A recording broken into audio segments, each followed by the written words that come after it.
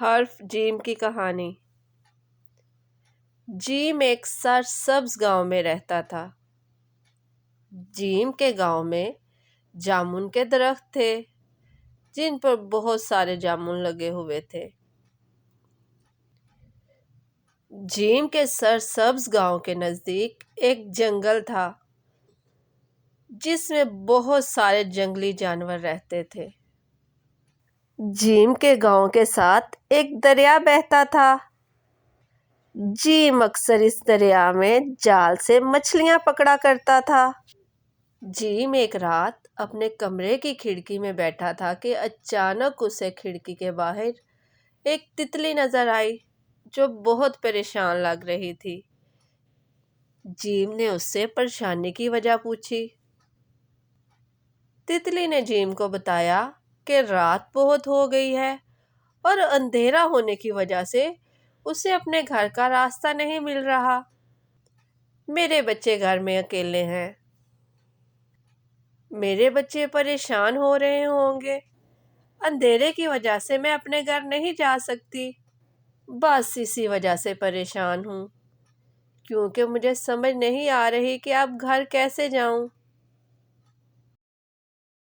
جیم نے تتلی کو تسلی دی اور اسے کہا کہ تم پریشان نہ ہو، میں اور میرا دوست جگنو تمہاری مدد کریں گے۔ جیم نے اپنے دوست جگنو کو بلایا اور ان دونوں دوستوں نے تتلی کی مدد کرنے کا فیصلہ کیا۔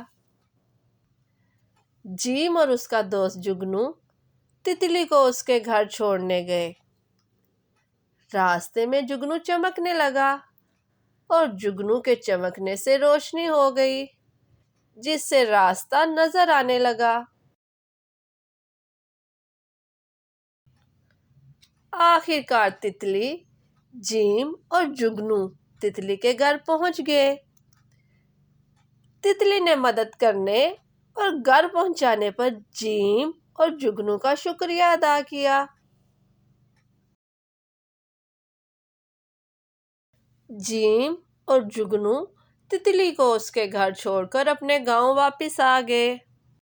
حرف جیم، آواز ج، ج جانور، ج جال، ج جگنو، ج جنگل، ج جانور، ج جال، ج جگنو، ج جنگل۔